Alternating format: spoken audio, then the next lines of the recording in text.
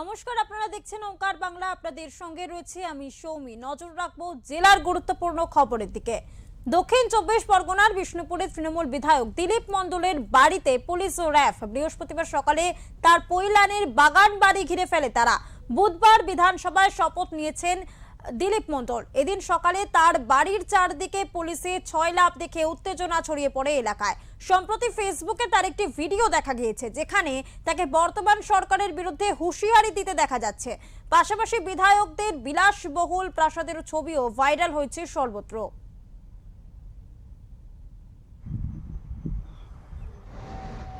আমি যার দিকে তাকাই সে বেশিক্ষণ থাকতে পারে না।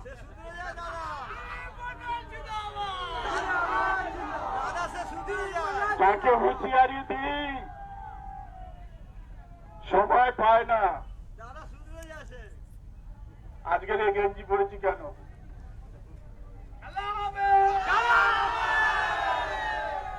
প্যান্ট পরেছি। যতক্ষণ না এদের টাইট দেবো ততক্ষণ এই প্যান্ট জামা পরে যখন ফিল্ডে নামবো এইভাবেই আসবো। কত শক্তি আছে রে, কত রসদ আছে।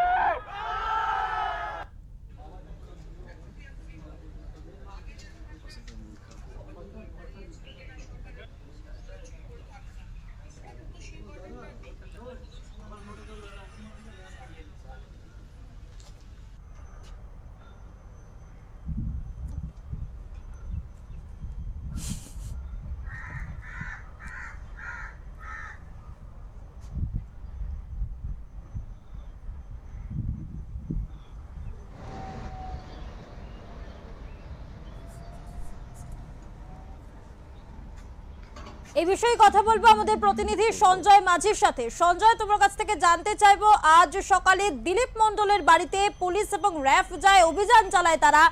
এই মুহূর্তে বর্তমান পরিস্থিতি ঠিক কি রয়েছে? দেখো, আমি তোমাকে প্রথমে বলে রাখি, ডায়মন্ড হাওড়া ছিল অভিষেক বন্দ্যোপাধ্যায় একদম শক্তিশালী গড়। এই গড়ের একটা অন্যতম নেতা ছিল দিলীপ মণ্ডল। দিলীপ মণ্ডল ছিল পরিবহন মন্ত্রী বা রাষ্ট্রমন্ত্রী। পরিবহন সুবাদে তিনি 5বার এই বিধানসভা থেকে জয়লাভ করে। দিলীপ মণ্ডল যখন এই 2026 সালে এই তৃণমূলে ভরাডুবির সময় দিলীপ মণ্ডল তিনি বিজয় মিছিল করে। এই বিজয় মিছিলে তিনি স্পষ্ট বলে দেন, যেন হুঁশিয়ারি জানান, তিনি কয়েকটা নির্দেশিকা জারি করেন।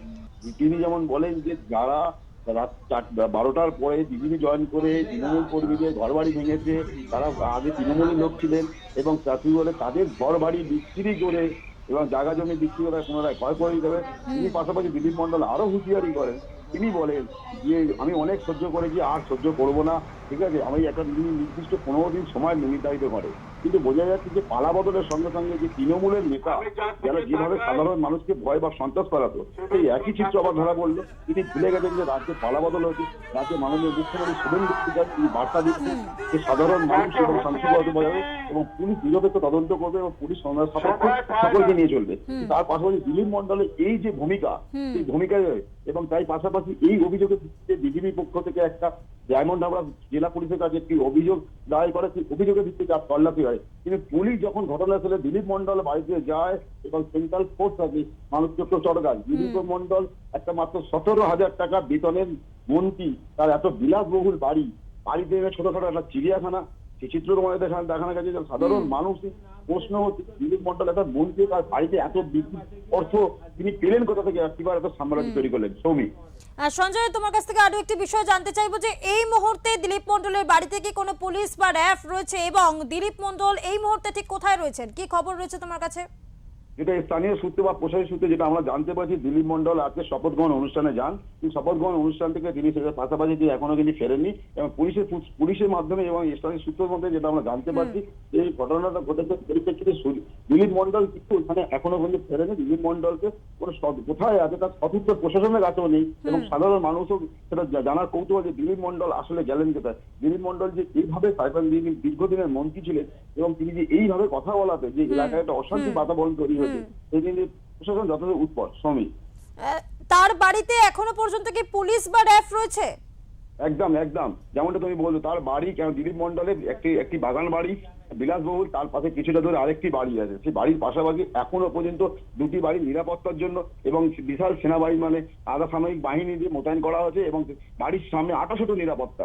যে কোনো মুহূর্তে এই তার বিস্ফোরক মন্তব্যের জন্য যে কোনো মুহূর্তে এই এলাকা হয়তো উত্তপ্ত হয়ে উঠতে পারে। সেই জন্য প্রশাসনের পক্ষ থেকে আগে থেকে তড়িঘড়ি রীতিমতো 28টা নিরাপত্তা করা হয়েছে। একেবারেই ধন্যবাদ সঞ্জয়।